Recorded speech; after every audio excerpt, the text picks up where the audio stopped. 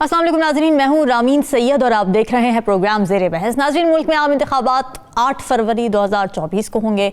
Supreme court ने पत्थर पर लकीर खींची और इलेक्शन कमीशन ने इंतखाबी शेड्यूल जारी कर दिया।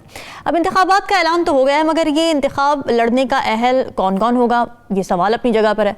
फिर इलेक्शन किस जमात के साथ मिलकर लड़ना है, किसके खिलाफ लड़ना है, बयानिया क्या बनाना है, मुल्की हालात का जिम्मेदार कैसे ठहराना है, ये सब तय होना भी बाकी है। नून लीग जहाँ मुख्तलिफ सूबों में सीट एडजस्टमेंट्स के लिए मुलाकातें करती नजर आई, इत्तेहाद बनाती नजर आई, वहीं हैरत अंगेज तौर पर पंजाब में, जिसे नून लीग का गढ़ समझा जाता था, वहाँ भी कभी IPP से तो कभी चौधरी शुजात साहब से मुलाकात करती नजर आई।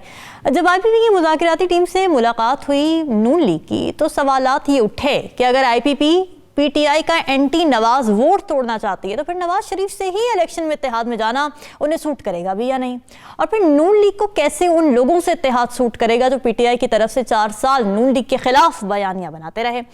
फिर नून लीग के रहनुमा जावेद लतीफ़ साहब ये बरमिला ये कह चुके हैं कि पंजाब में चौधरी शुजात के सिवा किसी से इंतखाबी इत्तेहाद नहीं होगा। तो ये मामला आखिर है क्या कि इस बात पर डेडलॉक आया है IPP और नून लीग के दरमियान? पंजाब की सियासत पर ओवरऑल बात करेंगे। फिर PTI के इंट्रा पार्टी इंतखाबात भी जो इस मामला है वो भी लटका हुआ है, बीच में समात होनी है पीर के रोज़। क्या बल्ले का निशान रहता है PTI के पास या चला जाता है, उसके असरात क्या होंगे, इस पर भी बात करेंगे।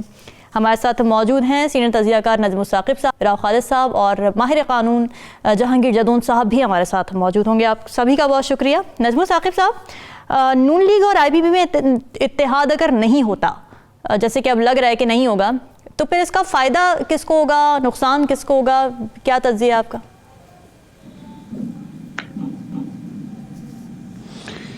ये जो IPP है, इस्तेहकाम पाकिस्तान पार्टी, इसमें हाल ही में इस्तेहकाम आया है क्योंकि ये एक बिल्कुल नई पार्टी है, लेकिन ये इतनी मुस्तहकम कुछ हफ्तों में ही हो गई कि शहबाज शरीफ साहब को ख़ुद चल के जाना पड़ा। हाँ। और वोट को इज़्ज़त चूँकि दिलवानी थी, लिहाजा बहुत ज़रूरी था। और ख़ास तौर पे पंजाब की जो अंदरूनी सियासत है, वहाँ पे अगला CM कौन होगा, वहाँ पे प्रोविंशियल सीटों की एडजस्टमेंट कैसे होगी, और अगर हमें कोई 15-20 सीटें इलेक्टेबल्स की चाहिए तो वो कहाँ से होंगी, तो ये सारा कुछ तो हमें समझ में आ रहा है। जो समझ में नहीं बात आ रही वो ये है कि ये क्या नज़रियात की सियासत हो रही है या ये पावर पॉलिटिक्स है। और तो फिर वही जवाब वो पुराना कि हमारी तो पावर पॉलिटिक्स होती है, हमने ये थोड़ी देखना है कि इस्तेहकाम पार्टी का। और मैं आपको यकीन से कहता हूँ कि अगर आप किसी भी मुस्लिम लीग नून के लीडर से पूछें इस वक्त कि क्या बता सकते हैं कि जिस पार्टी के पास आप चल के गए हैं वोट को इज्जत दिलाने के लिए, उनका नजरिया क्या है, आप यकीन कीजिए कि किसी को कुछ नहीं पता। उसकी बुनियादी वजह यह है कि उनको वो खुद नहीं पता कि हमारा क्या नजरिया है।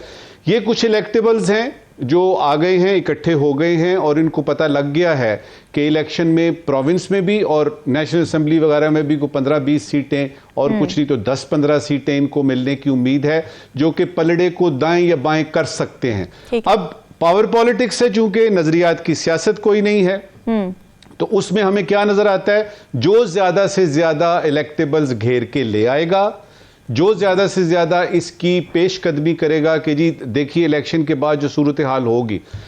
मैं जो सोच रहा हूँ ना वो ये है कि इलेक्शन हो जाते हैं और उसके बाद पंजाब में सूरत हाल कुछ ऐसी डेवलप होती है कि ये जो हमारे अब्दुल अलीम साहब हैं, जाहिर है कि ये कैंडिडेट होंगे CM बनने के। उसके साथ साथ हम देख रहे हैं कि कुछ पुराने लोग भी हैं जो उम्मीद कर रहे थे कि एक दिन आएगी नून लीग की हुकूमत होगी, सेंटर में भी और पंजाब में भी।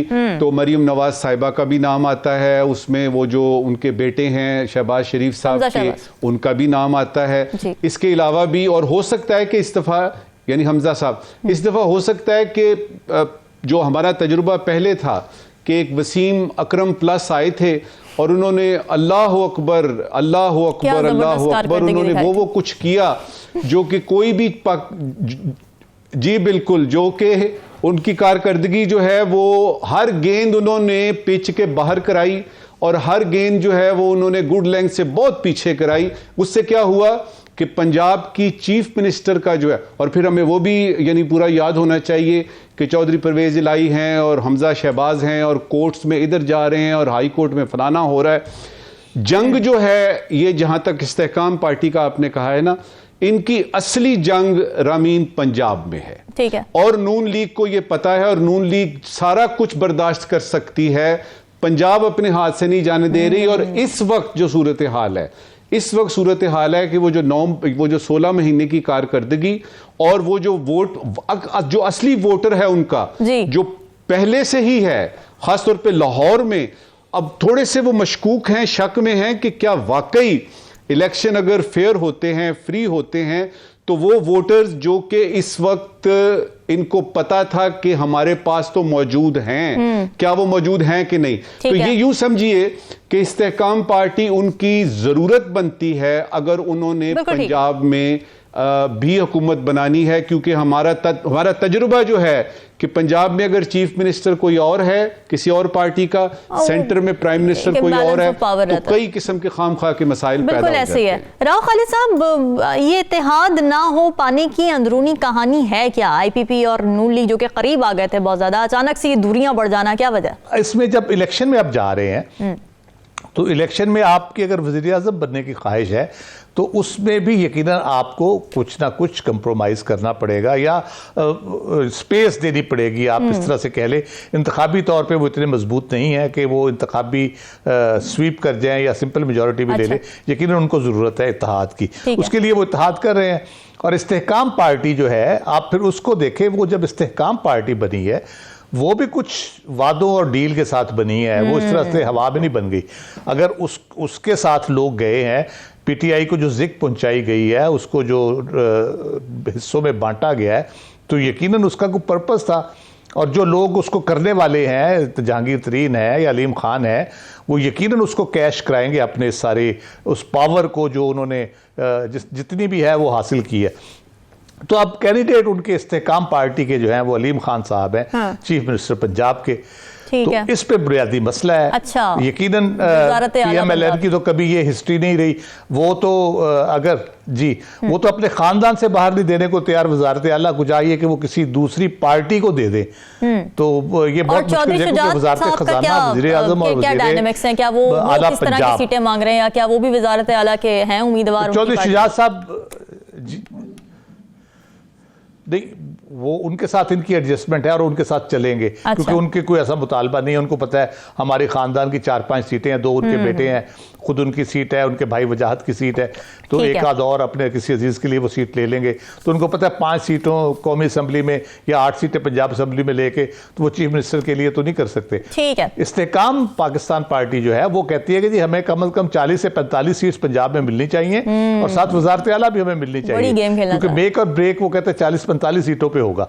तो इस तरह से वो मसाइल वहां पे शुरू हुए हैं। और एक इंपॉर्टेंट डेवलपमेंट जो आज हुई है जी, क्विकली पीटीआई के हवाले से, वो बस जिक्र कर दूं, लतीफ खोसा साहब की शमूलियत जो है वो भी एक बड़ा टर्निंग पॉइंट होगा पीटीआई की सियासत में। वो तो बड़ा जहांगीरदार सियासतदान भी हैं, वकीलों के अंदर भी उनकी सियासत बड़ी, जी बिल्कुल, उनकी बड़ी अच्छी, यानी पॉलिटिकली भी बड़े अच्छे। एतजाज़ और लतीफ़ खोसा 2 कानूनी और सियासी तौर पे आप कह लें कि रहनुमाई करते रहे हैं इमरान खान साहब की, और उनको काफ़ी पीटीआई को काफ़ी उनकी जो तारीखी तौर पे उनका है तजर्बा, उससे बड़ा फ़ायदा पहुंचेगा। बिल्कुल ठीक है।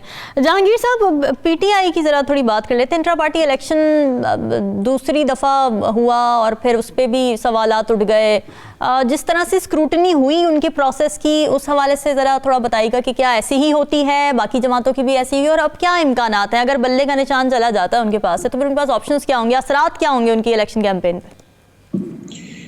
ये देखें, जब इलेक्शन एक्ट 2017 पास हो रहा था तो तमाम पॉलिटिकल पार्टीज जो हैं वो उनकी पार्लिमानी पार्टी की मीटिंग, स्टैंडिंग कमेटी की मीटिंग हो रही थी, तो 5-6 जो लॉ थे हमारे पास डिफरेंट, उनको रिपील करके तो पॉलिटिकल पार्टीज एक्ट बना। तो उसके दौरान इलेक्शन कमीशन ने पॉलिटिकल पार्टीज को ये एक सजेशन दी थी कि आपके जो इंट्रा पार्टी या पार्टी के अंदर जो इलेक्शन होते हैं उनमें इलेक्शन कमीशन को ये रोल दिया जाए कि ये सुपरवाइज कर सके हम, कि आपके इलेक्शन को देखना चाहते हैं हम भी।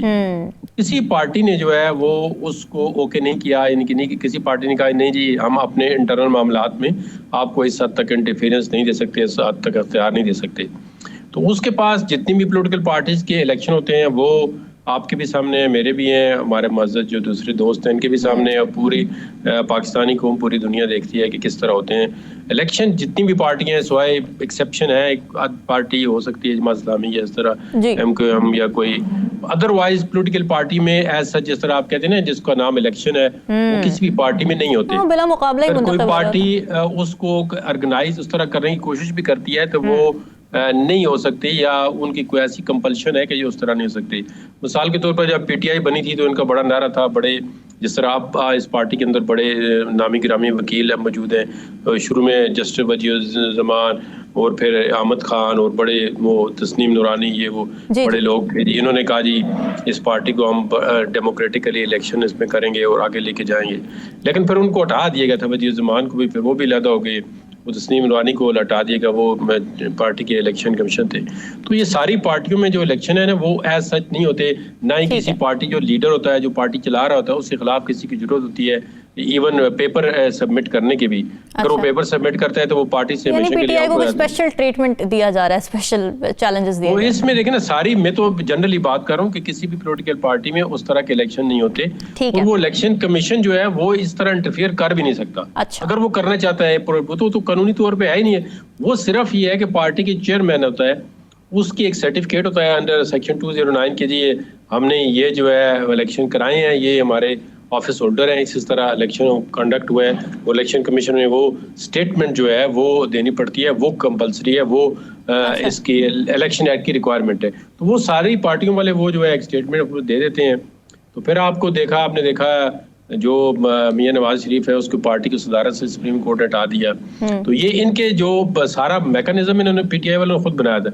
इन्होंने कहा जी अगर ये डिस्क्वालीफाई हो गए हैं मियां नवाज शरीफ साहब तो ये पार्टी के हेड कैसे रह सकते हैं। फिर वो जस्टिस साकिब निसार ने उनको केस बना के एक प्रॉक्सी पिटीशन पे उनको पार्टी की सदारत से हटा दिया। इन्होंने टिकट जो दिए होते सेनेट के उनको रिजेक्ट कर दिया। उन्होंने कहा जी शेयर का टिकट एक बंदा खुद इलेक्शन नहीं लड़ सकता तो वो पार्टी के बंदों को किस तरह नॉमिनेट कर सकता है। तो ये ऐसे मामला चलते रहे तो किसी भी पार्टी में ऐसा सच नहीं होते। मुझे तो यकीन है कि ये भी मेरे ख्याल में कुछ करते कराते निकल ही जाएंगे। चलें, होप फॉर द बेस्ट। नाज़रीन, डिस्कशन का सिलसिला जारी है, वक्त एक ब्रेक का, स्टे विद अस।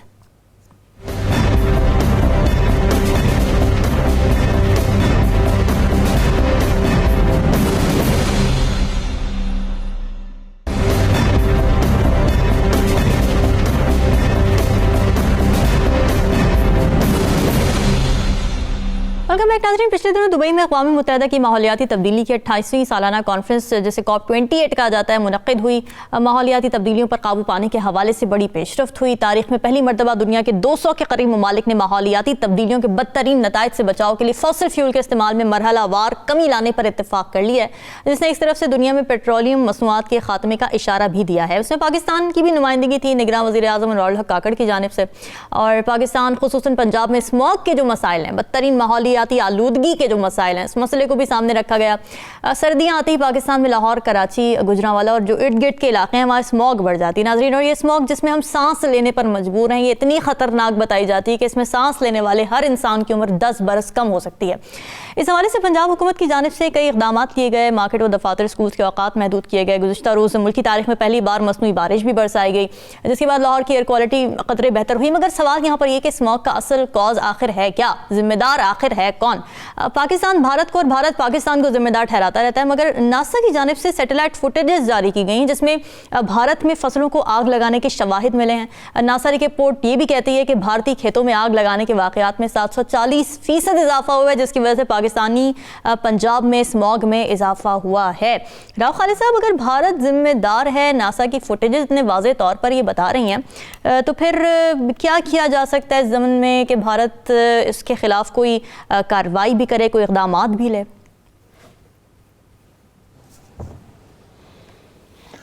देखिए, ये जो जिम्मेदारी आती है तमाम 198 कंट्रीज़ COP28 में थे जब हुई, तो तमाम मुल्कों की जिम्मेदारी है अपने अपने तय जिसका जो हिस्सा है वो उसको बेहतर बनाने के लिए डाले। फिर हमारे अपने हाथ से भी जो ऑब्वियसली हम गाड़ियाँ यूज़ करते हैं, हमारा फ्यूल का जो स्टैंडर्ड है उसके ऊपर हमने बात की थी एक दफ़ा के रिफाइनरीज़ को बार बार लिखा उन्होंने कि आप अपना यूरो 5 के ऊपर लेके आए स्टैंडर्ड उसका फ्यूल का, तो उसका जवाब ही कोई नहीं देता। एक आध रिफाइनरी ने दिया ना, उसको इम्प्रूव करने की कोशिश हो रही है। Right right right. उसके बाद जो इंडस्ट्रियल हमारे जो ओवरऑल है उसका जो जाता है धुआं वगैरह सारा, उसकी वजह से ये प्रॉब्लम यकीनन होते हैं। उसकी वजह से फिर वेदर, ज़ाहिर है मौसमियाती तब्दीली जो है, जो इफ़ेक्ट हुई है over the decades, over the centuries, उसकी वजह से भी है कि बारिशों का एक जो सिलसिला होता है, अगर बारिशें बर वक्त हो जाती जैसे पहले होती थी तो ये जितनी भी आलूदगी है हवा में वो मौजूद होती है, वो उसको वो बारिशें ज़ाहिर है ख़त्म कर देती हैं, तो उससे फ़र्क पड़ता है, नेचुरली फ़र्क पड़ता है। लेकिन मुझे इससे ज़्यादा, सबसे ज़्यादा हैरत ये हुई कि लाहौर में ये कितने अरसे से चल रहा है। आपने कहा 10 साल उम्र कम हो जाती है अगर उस एनवायरनमेंट में लोग रहें, तो बहुत से लोगों की उम्र तो मुतासर हो चुकी है। तो हमें इतने अरसे बाद क्यों ख्याल आया कि मसनूई बारिश भी हो सकती है, हालांकि ये पुरानी टेक्निक हो चुकी है। अब अचानक हमें ख्याल आया कि ये भी हो सकता है, तो हमें पहले क्यों नहीं ये ख्याल आया? क्या हमें लोगों की सेहत का कोई एहसास नहीं था? हम उल्टे सीधे मंसूबे बनाते रहते हैं बैठ के, और जो करने का काम होता है वो करते नहीं। तो ये किसी को तो सोचना चाहिए था। मेरा ख्याल है जिस किसी ने भी ये सोचा या जिस किसी ने भी ये काविश की, और इसका यूएई का भी हमें बहुत मशकूर होना चाहिए, उन्होंने फ्री ऑफ कॉस्ट हमारी हेल्प की है और ये हमें प्रोवाइड किया है। अब हमें ये देखना है कि हम इसके ज़रिए कब तक इसको टैकल कर सकते हैं, कब तक इसको रोक सकते हैं, इस स्मोक को। बाकी तो ज़ाहिर ऑन ग्राउंड जो हमने मेजर्स लेने हैं वो लेने ही हैं, लेकिन उसका रोका किस तरह जा सकता है। लेकिन ओवरऑल बड़ा डिसअपॉइंटिंग है जो कॉप के 28 का भी जो चला है सिलसिला, उसमें मैं तफसीलन तो नहीं, लेकिन एक थोड़ा सा तायराना नज़र जिसको कहते हैं कि 2015 का पहली दफ़ा रिव्यू हुआ है, तमाम मुल्क ने अपनी प्रोग्रेस पेश की है और कोई सारे ऑफ ट्रैक हैं, कोई अपने उस ट्रैक पे नहीं जा रहा 2015 के। उसमें जो भी टारगेट दिए गए, अब जो टारगेट रखे गए हैं कि 2030 में हमने जो है वो रिन्यूएबल एनर्जी को हमने 3 गुना बढ़ा देना है। जी। उसके लिए कोई फाइनेंशियल कमिटमेंट नहीं है। फिर loss and damage fund create हुआ है बल्कि उसके में कमिटमेंट कोई नहीं है, $1 बिलियन से भी कम है। तो हम जो क्लेम करते हैं, कार्बन क्रेडिट क्लेम करते हैं, या हम जो नुकसान उठाते हैं दूसरी दुनिया की एनवायरनमेंट में डिजास्टर से, उसका जो हमें मिलना है पैसा, वो तो फिर नहीं मिलेगा हमें, जिस पे हम उम्मीद लगा के बैठे हमें मिलेगा, हम अपने एनवायरनमेंट के हवाले से बेहतरी करेंगे। तो ये बहुत ही डिसअपॉइंटिंग सिचुएशन है, क्योंकि ये एक कलेक्टिव एफर्ट है। अगर भारत गड़बड़ करता रहेगा या बाकी ममालिक अपना कंट्रीब्यूट नहीं करेंगे, सबको अपनी रिस्पॉन्सिबिलिटी खुद लेनी पड़ेगी और अपना हिस्सा डालना पड़ेगा। नजमुल साकिब साहब, ये जो पॉलिसी तय हुई कि फॉसिल फ्यूल को कम करेंगे, इसमें बाद ममालिक ने ये खदशात उठाए, रिजर्वेशंस दी कि कोई टाइमलाइन आपने सेट नहीं की, तो ये जो अभी फैसले लिए गए स्कॉप 28 में, इनकी प्रैक्टिकलिटी और इफेक्टिवनेस कैसी देख रहे हैं आप? देखिए, सबसे पहले तो ये देख लेते हैं कि 12 दिन की ये कॉन्फ्रेंस थी जी। तो ये जो फॉसल फ्यूल का आपने जिक्र किया है ना, जिसमें कि तेल आता है, कोयला आता है, गैस आती है, फॉसल फ्यूल पे यूं समझिए कि उसका मेन आइटम था उस कॉप का। और ये पहली दफ़ा है, पिछली जो 27 हुई हैं कॉप्स वो ले लें या 1992 से शुरू कर लें, वो अर्थ समिट जो हुई थी आपकी ब्राज़ील में, रियो डी जेनेरो में, तो ये पहली दफ़ा थी कि दुनिया ने इस पे बात की है। और उसमें ये है कि इसकी आपने जो मिकदार है वो कम करनी है, इसका इस्तेमाल कम करना है, कि सफाई हस्ती से ही मिटा देना है, फेज आउट जिसको वो बोलते हैं। तो उसमें हमें नजर आया कि आधी दुनिया जो है वो ये कह रही थी कि खुदा के लिए, और खासतौर पे वो आइलैंड, वो यानी जिस तरह ये मार्शल आइलैंड है, छोटे छोटे मुल्क हैं जो हो सकता है 2030 तक, 2050 तक खुदा न खास्ता इस दुनिया में ही मौजूद ना हो, उन्होंने कहा जी, उन्होंने हाथ जोड़ दिए, उन्होंने कहा जी कि इसको प्लीज फेज आउट कीजिए। अब ये था कि जो आपके बड़े बड़े ममालिक हैं, जिसमें यूरोप के आते हैं, जिसमें आपका अमेरिका आता है, चाइना आता है, इंडिया आता है, जो इसके बगैर गुजारा नहीं कर सकते, उन्होंने कहा जी सवाल ही पैदा नहीं होता जी। आखिर एक बीच वाला रास्ता ढूंढा गया और उसमें यह कहा गया कि हम इस पे बात करते हैं, और उसमें कोई जो है ना, वो उन्होंने कहा कि जी कोई ऐसा तरीका ढूंढेंगे कि जिसके तरीके ये फेज आउट हो, यानी ये नहीं कि मुकम्मल तौर पे खत्म हो। अब इसमें ये कि सिर्फ यही यानी टॉपिक नहीं था इस कॉन्फ्रेंस का, इसमें दूसरी बात जिस तरह राव साहब ने बताया ना, एक लॉस एंड डैमेज फंड है, उसके बारे में बड़ी बातें पिछली कई कॉप्स में हुई, इस दफा वो लॉन्च हुआ है। और मैं हैरान हो रहा था कि दुबई में ये कॉन्फ्रेंस हो रही है और उसमें फॉसल फ्यूल्स की बात हो रही है, और फॉसल फ्यूल्स को बेच के ही दुबई जो है पेट्रो डॉलर्स में बना है। कैसी कैसी कॉन्ट्रडिक्शंस हमारे सामने आई। एक बात जो बड़ी अहम है, जो पाकिस्तान के हवाले से है, जी। उसको मैं जरा हाईलाइट करना चाहूंगा Sure. कि पिछली आप सारी की सारी ले लीजिए जो यानी पाकिस्तान ने अटेंड की, वो एक तरफ है, उसमें पाकिस्तान की परफॉर्मेंस, और ये दूसरी तरफ है। कैसे है बताता हूं। सबसे पहले तो ये बताऊं आपको कि हमारे यहां अब एक नई मिनिस्ट्री आ चुकी है जिसका नाम है ministry of climate change and environmental coordination. ये शुरू में होती थी मिनिस्ट्री ऑफ एनवायरमेंट, फिर इसको मिनिस्ट्री ऑफ क्लाइमेट चेंज किया गया, अब इसमें दोनों चीजें मर्ज कर दी गई हैं। Right. सबसे पहले तो आती है आपकी पार्टिसिपेशन। ये पहली दफा थी कि पाकिस्तान के तमाम सूबे जो हैं उनकी रिप्रेजेंटेशन वो सूबे करते नजर आए हमें। ये पहली दफा थी कि उसमें आपका जो सेक्रेटरी हैं इस मिनिस्ट्री के, वो निगोशिएट करते हुए नजर आए पाकिस्तान के जो चैलेंजेस हैं, जो हिसाब किताब हैं। और फिर हमारे एम्बेसडर नबील मुनीर भी वहां पे मौजूद थे जो इस खास टॉपिक में वो एक्सपर्ट हैं। फिर हमने देखा कि मिनिस्टर लेवल पे इसको जो है वो किया गया, चीफ मिनिस्टर यहां से गए। और इसके अलावा ये पहली दफा थी कि वहां पे पाकिस्तान का पवेलियन बना। पहले जो पवेलियन होता था ना रामीन, उसमें होता था एक, जिस तरह मैं बैठा हूं ना, एक कुर्सी है, उसके पीछे एक पोस्टर लगा हुआ है।